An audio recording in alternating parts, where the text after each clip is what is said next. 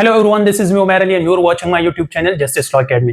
Dear student, जैसे कि हम लोगों को पता है कि हमने काइंड्स ऑफ लॉ को शुरू किए थे, जिनमें हमने ऑलरेडी 4 काइंड्स ऑफ लॉ को कवर किया है। उसी टॉपिक के कंटिन्यूअंस में आज हम 2 मोर काइंड्स ऑफ लॉ के हवाले से बात करेंगे, जो कि है natural law and imperative law. तो चलो शुरू करते हैं नेचुरल लॉ से कि नेचुरल लॉ क्या चीज है। अगर मैं बात करूं कि नेचुरल लॉ को और किन किन नामों से पुकारा जाता है या किन किन नामों से इसको हम जान सकते हैं, तो अदर नेम्स इसके हैं कि हम इसको मोरल लॉ भी कहते हैं, डिवाइन लॉ भी कहते हैं, अनरिटन लॉ भी कहते हैं, हम इसको कॉमन लॉ भी कहते हैं, हम इसको इटर्नल लॉ भी कहते हैं, हम इसको लॉ ऑफ रीजन भी कहते हैं। पहले इसको समझते हैं कि नेचुरल लॉ क्या चीज है, फिर हमें यह समझने में बहुत आसानी होगी कि इसको मोरल लॉ क्यों कहा जाता है, डिवाइन लॉ क्यों कहा जाता है, अनरिटन लॉ क्यों कहा जाता है एंड ऑल अदर्स, इसको क्यों ये नाम दिए गए हैं। तो पहले हम करते हैं कि what is natural law. So natural law is actually, ये moral law, it is that part of moral law, ये मोरल लॉ का वो पार्ट है विच सप्लाइज, जो कि हमें देता है क्या चीज, यूनिवर्सल रूल्स, जो कि हमें यूनिवर्सल रूल्स देते हैं। अब कौन से यूनिवर्सल रूल्स देते हैं? Which governs external acts of mankind, जो कि जितने भी हमारे पास एक्सटर्नल एक्ट्स हैं एक मैन के, उसको गवर्न करने के लिए जो यूनिवर्सल प्रिंसिपल हमें दिए गए हैं, तो वो हमें नेचुरल लॉ प्रोवाइड करता है। अब इसको एक एग्जांपल से समझते हैं कि how it supplies universal rules which governs external acts of Mankind. ठीक है, फिर आपको समझ आएगा कि नेचुरल लॉ एक्चुअली है क्या चीज। अगर हम इलस्ट्रेट करना चाहे कि इस डेफिनेशन में क्या दिया गया है, तो एक सिनेरियो लेते हैं कि हमारे पास लेट्स से एक चाइल्ड है। अब लीगल टर्मिनोलॉजीज में जब भी चाइल्ड का लफ्ज यूज होता है, तो वो बंदा जो कि नासमझ है, जिसे किसी अच्छे बुरे की समझ नहीं, अपने घर से निकला और ये एक जगह पे जाके गुम हो गया, मतलब उसे वापसी का रास्ता पता नहीं है कि मेरा घर कहां पे है। ठीक हो गया, सिनेरियो समझ में आ गया कि एक चाइल्ड है, वो अपने घर से निकला और कहीं पे जाके गुम हो गया, उसे पता ही नहीं चल रहा कि अब मुझे कहां पे जाना है, कहां पे नहीं जाना, उसे कुछ इल्म नहीं है। ठीक हो गया। अब भी एक बंदा है, भी एक पर्सन है, और वो इस ए को जानता है, और ये बी बंदा इस रास्ते से गुजर रहा था और इसको देख लिया। ठीक हो गया। अब दुनिया में ऐसा कोई कानून नहीं है जो कि इस बी को कंपेल करे कि भाई आपको इसको पकड़ के घर तक ले जाना है, कोई कानून नहीं है। But still there is a law, कि जब कोई भी कानून, कोई भी मैन मेड, कोई भी ह्यूमन मेड कानून नहीं है, तब भी एक कानून है जो कि आपको इस पे माइल करता है, जो कि आपको इस काम करने पे मजबूर करता है, दैट कि आपने इस ए बंदे को अपने घर तक पहुंचाना है। तो विच सप्लाइज यूनिवर्सल रूल्स, कि ये हर किसी पे लागू होता है, ये हर किसी के दिल में होता है कि हाँ, ये मेरी एक जिम्मेदारी बनती है कि मैंने इस बच्चे को अपने घर तक पहुंचाना ही पहुंचाना है। Which governs external acts of mankind, अब प्रिंसिपल्स हो गए, अब वो मैनकाइंड के एक्सटर्नल एक्ट्स को गवर्न करना है। क्यों? मैं जा रहा हूं, मैंने देखा, अब मेरी जिम्मेदारी बनती है कि मैंने इस बच्चे को हाथ से पकड़ के उसके घर तक पहुंचाना ही है। तो ये एक्चुअली यूनिवर्सल लॉ है कि वो लॉ या वो प्रिंसिपल जो कि एक्सटर्नल एक्ट्स ऑफ मैनकाइंड को गवर्न कर रहा है, वो है हमारे पास नेचुरल लॉ। अब लेट्स से एक ए बी, इन दोनों की आपस में झगड़ा हो गया। ठीक हो गया, इन दोनों का झगड़ा हो गया और सी इसको देख रहा है। ठीक हो गया। अब पुलिस आया, तो इसी का एक जिम्मेदारी बनती है कि इसने सच बोलना है। अब इसने जो देखा है वो इसने सच ही बोलना है एज इट इज। तो यहां पे देखें, तो यहां पे इसकी एक जिम्मेदारी बन रही है, एक ऐसा लॉ है जो इसको कंपेल कर रहा है that you have to told the truth, कि आपने सच बोलना है। तो अगर यहां पे देख रहे हो, ये नेचुरल लॉ है, ये वो निजाम है जो आपको एक काम करने पे माइल कर रहा है, हद तक कि वहां पे मैन मेड कानून ही नहीं है। आई होप आप लोगों को जो कि यूनिवर्सल लॉ का मतलब है आपको समझ आया होगा कि ये वो रूल्स है, यूनिवर्सल रूल्स हैं जो कि हर जगह पे यकसा पाए जाते हैं। ठीक हो गया। which governs external acts of mankind। ठीक हो गया कि जो कि एक बंदे के एक्सटर्नल एक्ट्स को गवर्न कर रहा है कि आपने यहां पे ऐसा एक्ट करना ही करना है। ठीक हो गया। तो ये नेचुरल लॉ है, जैसे कि हमने एक एग्जांपल में समझा कि आपने ट्रुथ बोलना ही है।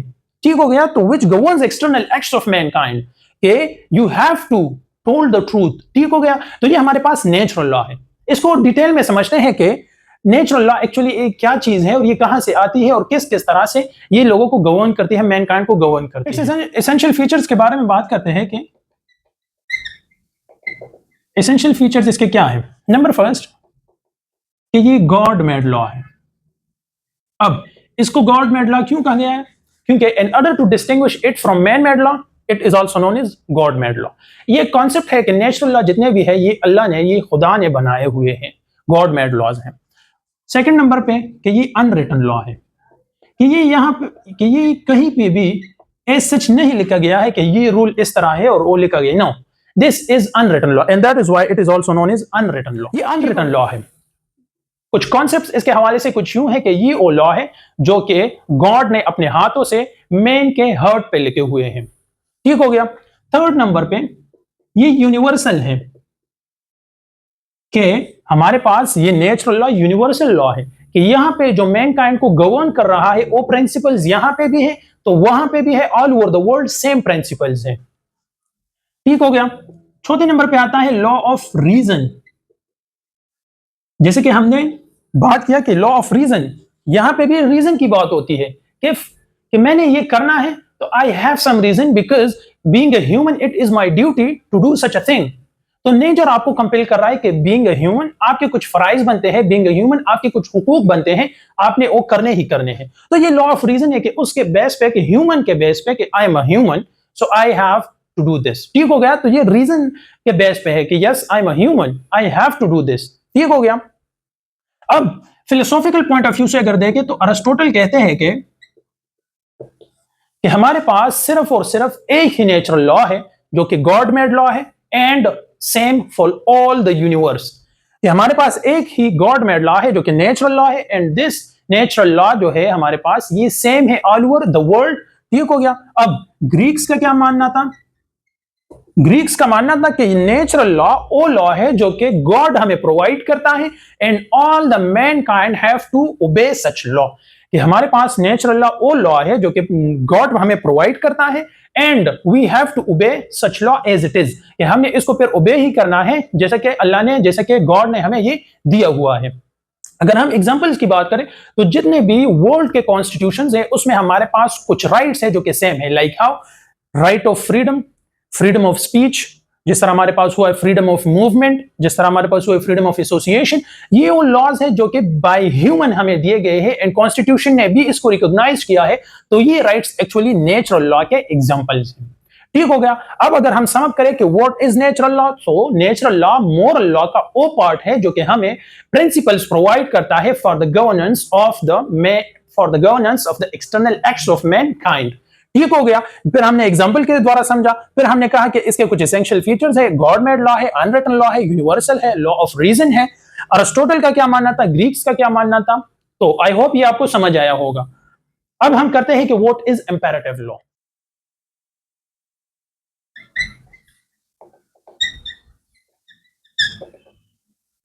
डियर स्टूडेंट, अब हम करते हैं कि व्हाट इज इंपेरेटिव लॉ। ठीक हो गया।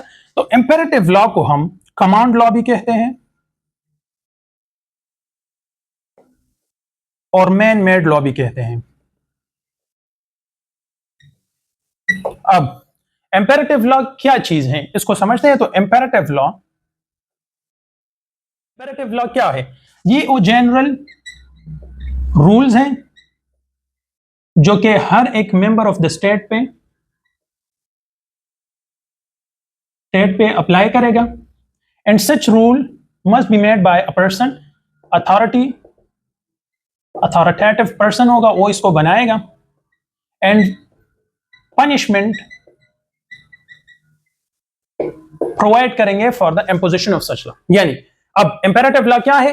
इंपेरेटिव लॉ वो जनरल रूल्स हैं जो कि हर एक मेंबर ऑफ द स्टेट पे अप्लाई करेगा, and such general rules must be made by an authority, एक अथॉरिटेटिव पर्सन इस जनरल रूल्स को बनाएगा, and punishment must be given in case of कि उसको इंपोज कराने के लिए हमें पनिशमेंट की जरूरत होगी। इसको एक एग्जांपल से समझते हैं कि लेट्स से हमारे पास पार्लियामेंट है, पार्लियामेंट ने एक लॉ बनाया, लेट्स से ट्रैफिक के हुसूल से, कि ट्रैफिक रूल्स के हवाले से उसने एक लॉ बनाया, ठीक हो गया। तो यहां पे हमारे पास अथॉरिटेटिव पर्सन कौन हो गया? पार्लियामेंट हो गया। और ये जो लॉ है ये जनरल रूल्स हैं, ठीक हो गया, जो कि हर एक व्यक्ति पे, हर एक मेंबर ऑफ द स्टेट पे अप्लाई करेगा। एंड ये ट्रैफिक रूल्स अगर कोई भी बंदा ओबे नहीं करता इसको या फॉलो नहीं करता, उसको पनिशमेंट किया जाएगा इन केस ऑफ लाइक उस पे फाइन किया जाएगा, उसके प्रॉपर्टी को यानी कार वगैरह को जब्त किया जा सकता है, एटसेट्रा एटसेट्रा एटसेट्रा। तो ये हमारे पास इंपेरेटिव लॉ हो गया। अब इंपेरेटिव लॉ के एसेंशियल फीचर्स क्या है? तो हम अगर एसेंशियल फीचर्स की बात करें तो नंबर फर्स्ट के ये जनरल रूल्स हैं। जनरल रूल्स का मतलब ये है कि ये रूल्स हर एक मेंबर ऑफ द स्टेट पे अप्लाई होगा, ठीक हो गया। Nobody is superior from these general rules, कि कोई भी बंदा इस सुपीरियर रूल से, इस जनरल रूल, कोई भी बंदा इस जनरल रूल से बालातर नहीं है, हर किसी पे ये अप्लाई करेगा। नंबर सेकंड, एक सॉवरेन बॉडी इसको बनाएगा। हमारे पास जिस तरह पार्लियामेंट है तो एक sovereign body in general rules को बनाएगा, और इसको इंपोज कराने के लिए फिजिकल फोर्स का होना जरूरी है, कि इसको इंपोज कराना, उसके लिए पनिशमेंट्स या फिजिकल फोर्स जो कि पर्सन को कंपेल करता है कि इस लॉ को फॉलो ही करना। तो इन शॉर्ट हमारे पास इंपेरेटिव लॉ क्या होगा? Imperative law, these are those general rules which apply to all the members of the state, and such rules must be made by an authoritative person, and for the imposition of such general rules there must be a sanction behind such rules, ठीक हो गया। तो अब इसके essential features क्या है? कि ये जनरल रूल्स है जो कि एक सॉवरेन बॉडी बनाता है, and there must be some physical force beyond the imposition of such general rules, ठीक हो गया। अब अगर हम बात करें कि नेचुरल और इंपेरेटिव लॉ में क्या फर्क है, तो natural law god made law है, imperative law man made law है, जो कि यूनिवर्सल है। ये यूनिवर्सल नहीं है, ये वेरी करता है। गॉड मेड लॉ में चेंजेस नहीं होते, इसमें चेंजेस होते हैं अमेंडमेंट्स के द्वारा, इसके अंदर चेंजेस होते हैं, रहते हैं, ठीक हो गया। और इंपेरेटिव लॉ को कमांड लॉ भी कहते हैं, एंड मैन मेड लॉ भी कहते हैं। तो ये था हमारा आज का लेक्चर जिसमें हमने इंपेरेटिव लॉ के हवाले से और नेचुरल लॉ के हवाले से बात किया। नेक्स्ट लेक्चर इंशाल्लाह international law and civil law के ऊपर होगा। Thank you so much for watching.